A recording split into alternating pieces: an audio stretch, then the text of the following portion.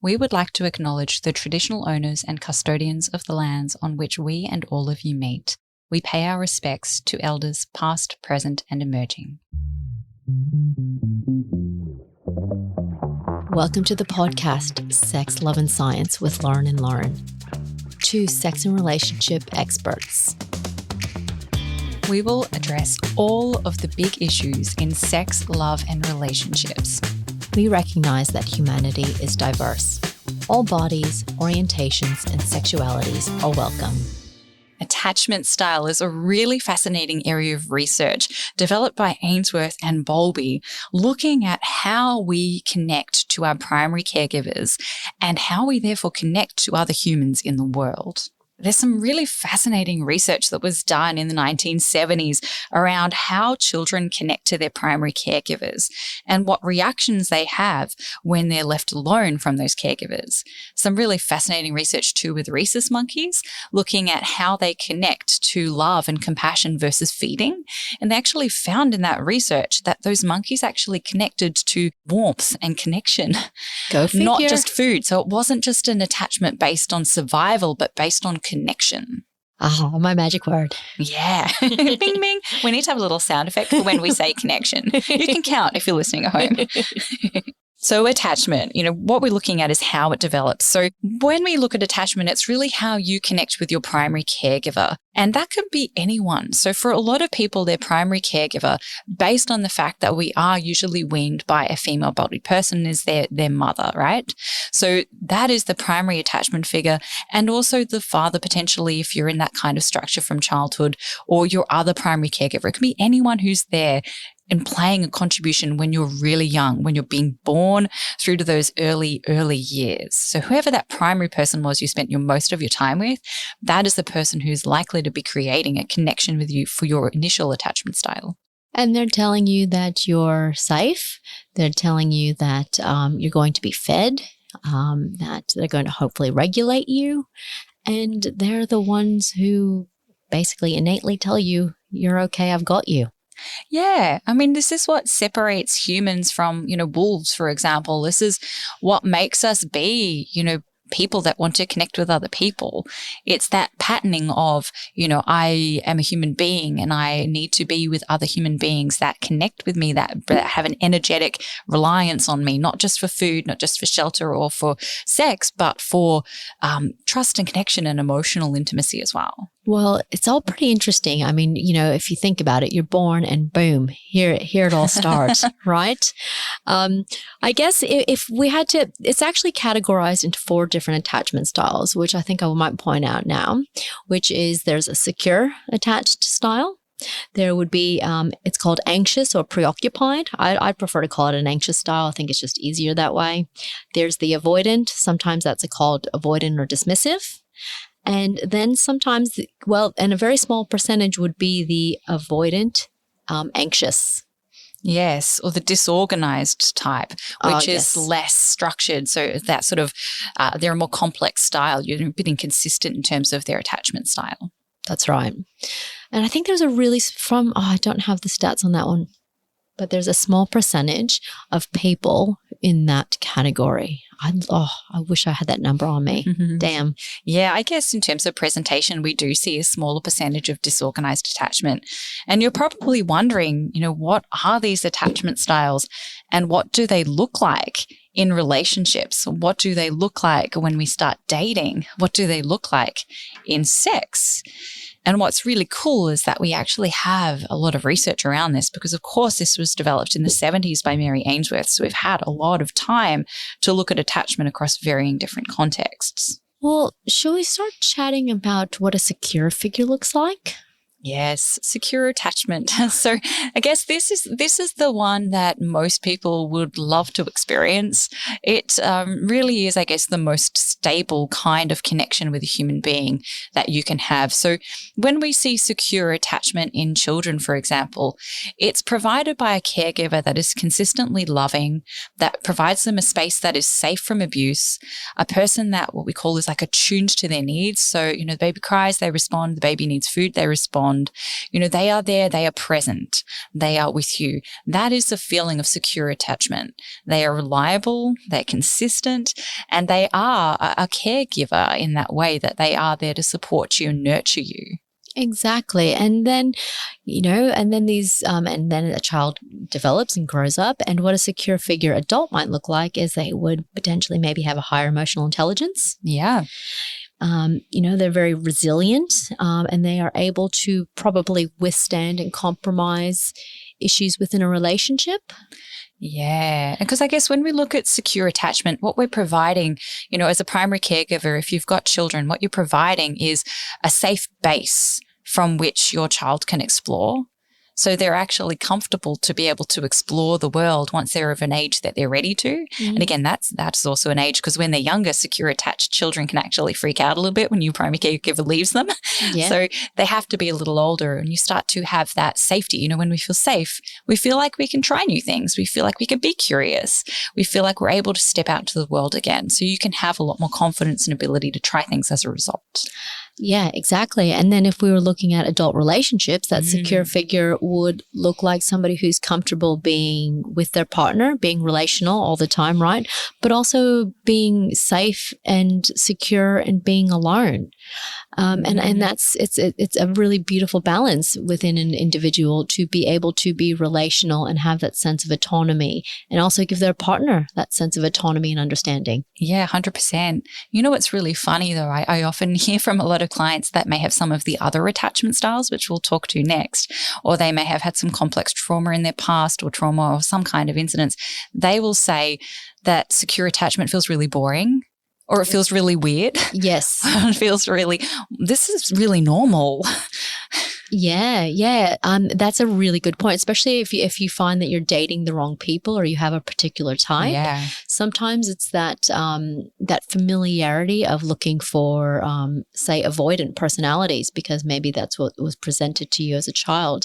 And if you've been always dating avoidant people, a secure person would seem very boring because, well, they're just secure. They've got a good sense of self. They're able to establish boundaries and respect boundaries. And that might just be a little bit boring. Yeah. You're probably less likely to have conflict if you feel safe and comfortable in your relationships. And, when we see secure attached people, we often see people that have long-term friendships, that have minimal conflict in their relationships, that have a lot of consistency in their life as well. It can really set you up for a great foundation. So if you are that person, you're really lucky.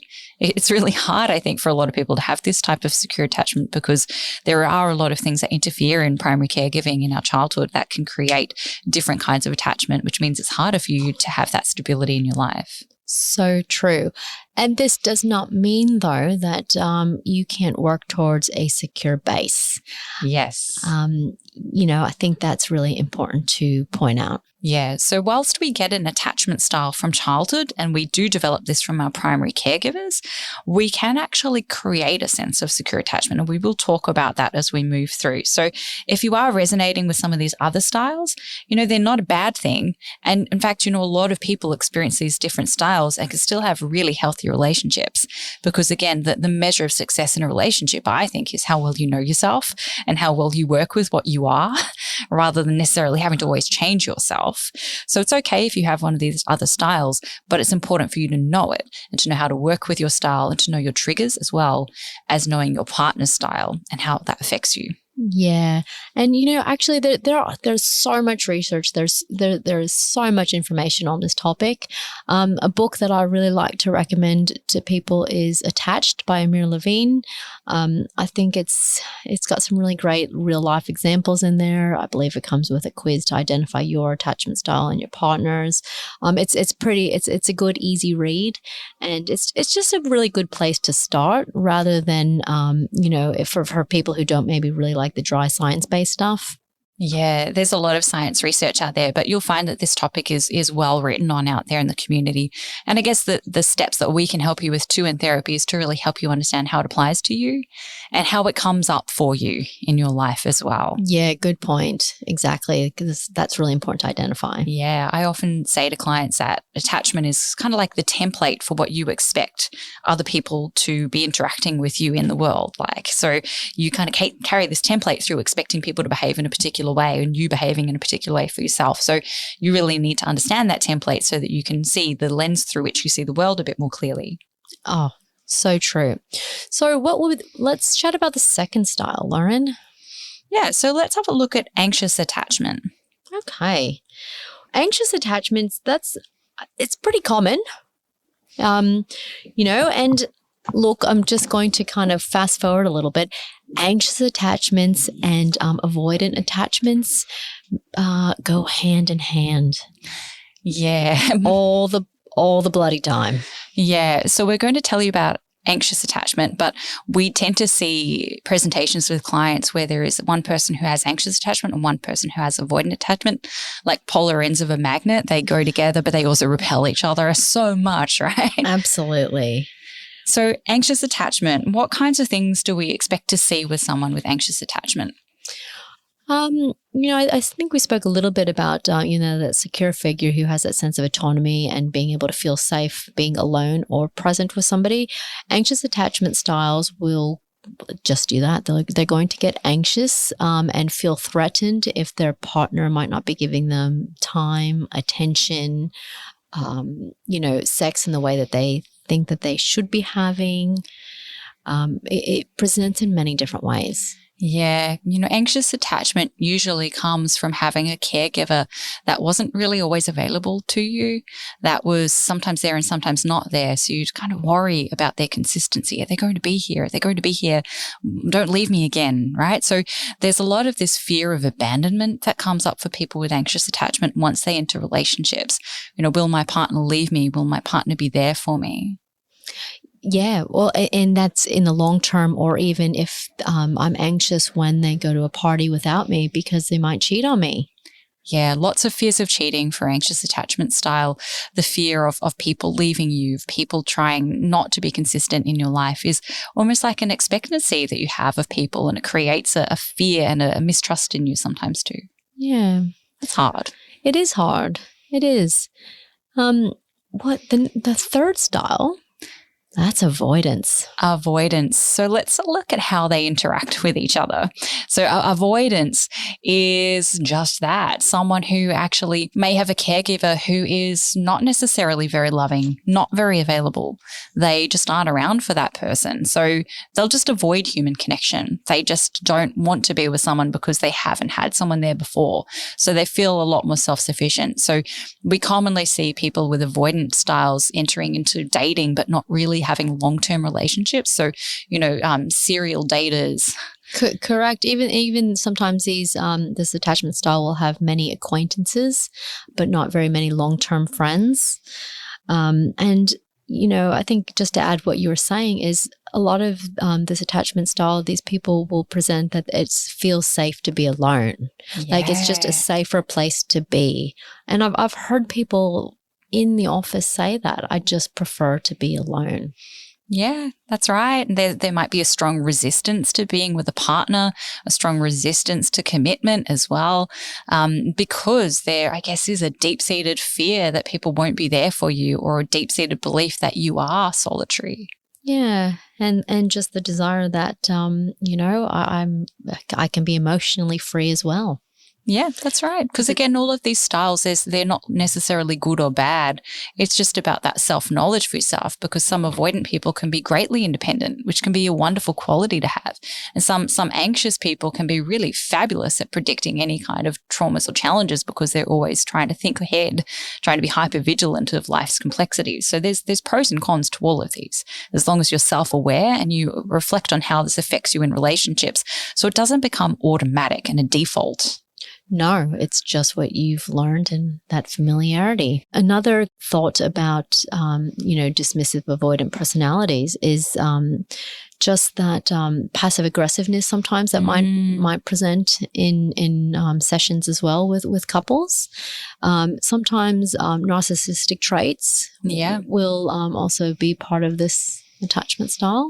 Yeah, 100%. Definitely that real focus on self and lack of connection with other people can be very prevalent. I think too, just a very different point on avoidant types. I think I've certainly seen a bit with clients sometimes, people saying, oh, my partner's really avoidant because they don't want to be with me. My partner has avoidant attachment because they don't want to be with me.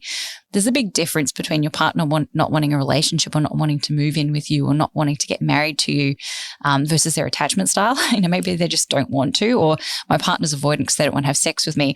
Maybe they're just not really enjoying the sex that you're having. So just because someone doesn't want to do something doesn't mean that they're avoidant. There may be other factors involved that they're just not keen on being in the relationship with you. That's a good point. That is a really good point. Yeah, so we can't always assume someone's attachment style based on their behavior in the relationship. It really comes down to really knowing that person's childhood history as well and how they connected to their caregivers too. And, something also just to point out and just be honest about is, a lot of psychologists will work pretty heavily in this area to help you understand your attachment style, where it's come from, and how to kind of work towards a secure base. We're from a sex therapy approach, of course, we understand, different attachment styles and how they work together and how they don't work together. But I'm not sure about you, Lauren, but I guess I wouldn't work with somebody who specifically is coming in for an attachment style adjustment. Yeah, I think I definitely work on it in the context of relationships. Absolutely. So understanding if you come in and you do present with anxious attachment and you want to come in and work on that so that you can change your behaviors going into relationships in the future. Maybe with your anxious attachment style, you've been constantly pushing your partner to commit to you before they're ready, for example, trying to really work on where that comes from for you and your insecurities and learning to trust that someone is there for you and you don't need all of that consistent reassurance from them. Or learning how to ask for the reassurance and take ownership of your anxious attachment. Say, hey, I'm a little anxious attached. I just need to know we're okay. Yeah, and exactly. And I think, what you're beautiful highlighting is that it's the communication. Yeah. Like how can, if you do recognize you're anxious, how can you communicate that better to your partner than saying, you're not allowed to go to that party without me? Yes. Or you're going to cheat on me, right? Which would be poor ways to communicate, but you actually can lean in and you can communicate fears. I'm really nervous. Could you help me feel better? Which changes conflict and changes the relationship dynamic quite nicely. So because we have the positive regard for our partner, right? So we want to help our partner. They're feeling nervous or scared. Yeah. Let's help them. Yeah, provided they know that they're working on that for themselves, we can have a role to support them. I think too, when attachment comes in, and I know we're about to talk about the final style, but before we go on, I want to make this point. I do work a lot with clients who are parents around attachment as well, and trying to understand how to create secure attachment and how to be a securely attached parent for their children as well. Yeah, that's actually a really good point. And, as a parent, sometimes you do get a little bit, oh my God, am I doing a good job? And if your children are having tantrums or, you're still allowed to be a human, you're going to get angry. And again, just like we talk about romantic relationships, it's how you repair things. It's the role modeling, which is really just beautiful for children to learn how to be a secure figure. Yeah. A lot of people come in and they say, I have anxious attachment and I had really bad childhood experiences. I don't want to give that to my kids. Yeah. Like, well, are you being consistently loving to your child? Are you, listening to them when they have emotional needs? Are you providing them their basic security and comfort needs? And are you not abusing them? Cool. You're probably giving them creating secure attachments strategy for them. So they're probably going to create some secure attachment with you. So I think it's really important if you do have children to maybe read up a bit about how you can create secure attachment for your children, because you are able to set this kind of setting really well. And it doesn't require lots of bells and whistles to do it. It just is really about that kind of consistent, attuned parenting, listening to your child's needs and trying to create that kind of environment for them. And again, it just takes one good primary caregiver. So it doesn't matter if you have one or multiple other people that really sucked in your life. It just takes the one. So don't worry if your parents had a terrible experience with fighting, but you just had a really great grandparent that was always there. You might still have secure attachment, right, from that experience with that grandparent. Yeah. And on that note too, if you are parents or separated parents, if you're providing your child that secure figure, you are helping that child. Yes. And That's just a whole nother kettle of fish. It takes a village, right? And these days too, when we have so many diverse, different family structures, it's really cool because you can provide secure attachment if you are involved in that child's life. Again, a lot of people just by the nature of the fact that a primary caregiver parent's generally feeding a child with milk, sometimes they are the primary giver, whoever that person is. But you can be that if you aren't that person, as long as you're consistent, stable, and attuning to their needs. Oh, that's, good stuff. So what happens when we don't attune to their needs? Let's look at the final style, and that is disorganized attachment, which is also sometimes referred to as fearful avoidant attachment. Yeah. And John, I believe it. Aren't they fearful? Like it's pretty fearful of love.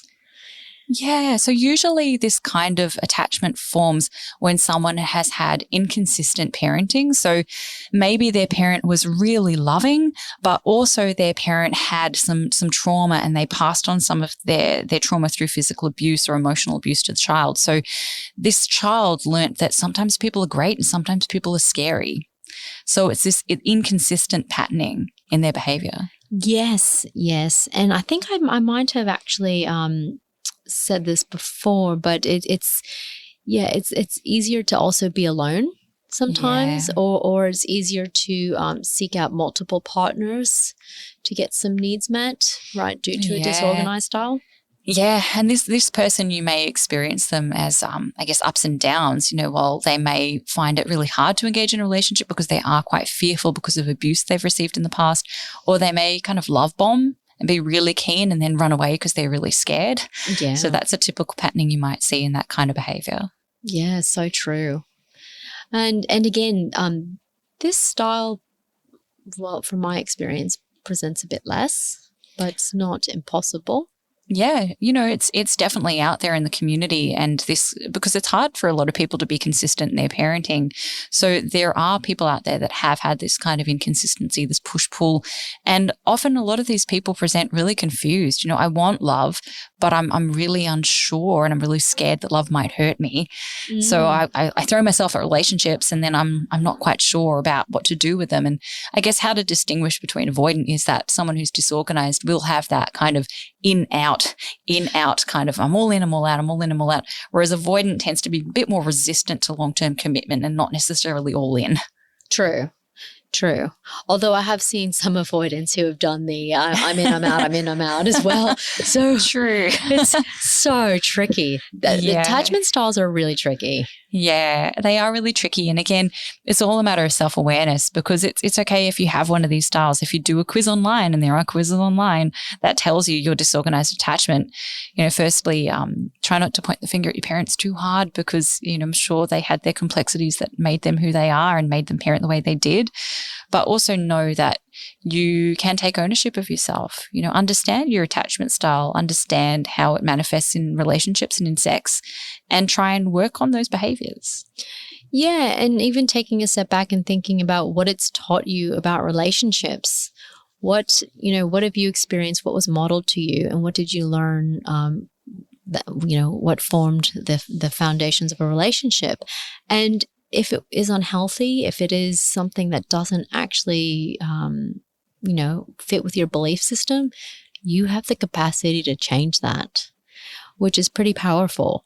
So, if you did come from parents who were separated or came from, witnessing abuse, you don't have to be the abuser or the abused. No, I think that's a huge myth that a lot of people have, that because I was abused, I'm going to abuse, or because they came from abuse, they're going to abuse. That's really not correct. It's really unfair to label that expectation on someone else or yourself to think that's going to be the case. Yeah. So think about where you've come from and where you'd like to go. Yeah, because when we're looking at attachment, it is something you can correct. It's something that you can develop and grow into secure attachment with someone as you learn and as you practice. And particularly so if you're one of the last three types and you meet someone who's securely attached, they can really teach you how to be in a securely attached relationship and provide a beautiful base for you from which to find your confidence in relationships again. Yeah. Well, what an interesting topic. Yeah. I think it's really interesting. And I think, when we look at these types, they come up a lot as well in terms of sexuality, the kinds of things we might see from them in sex. So when we look at anxious attachment, we often see someone who, is very fearful their partner might leave. So they might use sex as a form of, approval, or as a form of getting their partner to like them. I'll have sex because they like me, or I'll do this thing because they won't leave me if I do this. So sex is a bit of a bargaining tool for them. Yeah, or even just a validating factor. Yeah, 100%. Validating their worth in a relationship. Yeah. The next kind, the avoidant attachment style, they're more likely to have casual sex.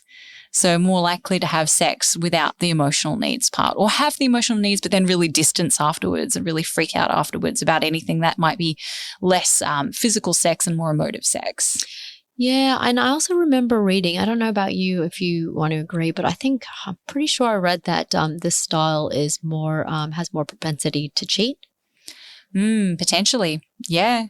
That's not labeling everybody with this particular style a cheater either. So just please keep that in mind.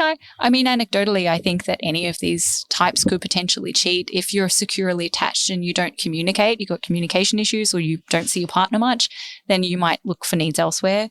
If you're anxious and you're feeling insecure and someone gives you love and flattery, you might cheat there. If you're disorganized attached and you feel like you're in a relationship with your partner who's a bit abusive, you might look for comfort elsewhere too. So it takes all types. Takes all types, right? This is true. So when we look at disorganized attachment in sexuality, disorganized attachment often feel like they're unworthy of love. So they've been punished in the past before. They've been potentially abused in the past before. So they don't feel like they deserve love sometimes. They may pursue casual sex. And they may be more likely to have, sex addictions, or try and seek, pleasure to satisfy that unloved part of themselves as well. And these styles, they don't always complement each other. So it's how do we get two people who are very different to work towards what their common goal, their common outlook on life is. And that's the work that we do. Yeah, that's right. And that would move you to more secure attachment sex, which is, I guess, when we have sex, when we have high self-esteem, it comes from a place of pleasure and not a place of insecurity. Again, it's a big ask. I think everyone has some insecurity with sex too. It comes with being able to set your boundaries and not being afraid to set your boundaries, feeling comfortable with that, to explore things occasionally as well, challenging any cognitive distortions you might have, any thought patterns that are incorrect for yourself, and paying attention to how you feel and being able to communicate those needs to your partner. And, as we said at the start, secure sex in a secure relationship can feel a bit boring, can feel a bit, vanilla, so to say. True, but this doesn't mean you're going to be having boring sex. No. So how can you have great sex and be secure? By actually just being having a strong sense of self, having really great communication skills, knowing what you like, knowing what you don't, and feeling confident in yourself and not needing that validation all the time. So it is possible to have great hot sex as a secure person. Yeah, because remember, when we look at the research around attachment from children, it's that secure base that makes us capable to be confident and curious. When we're safe, we feel curious. So if you're safe in your relationship, you may be more likely to be more curious and try new things and feel safe to explore sexually as well. Good point. So if you do find that you're looking at attachment styles, or you feel like you're a classic avoidant attachment style with a partner who's anxious, or you're just securely attached and you want to explore more ways to, push your boundaries sexually, come and speak to us. We're here to explore this with you. Yeah. Thank you so much, Lauren. This was quite informative. Yes, I feel very attached to this topic.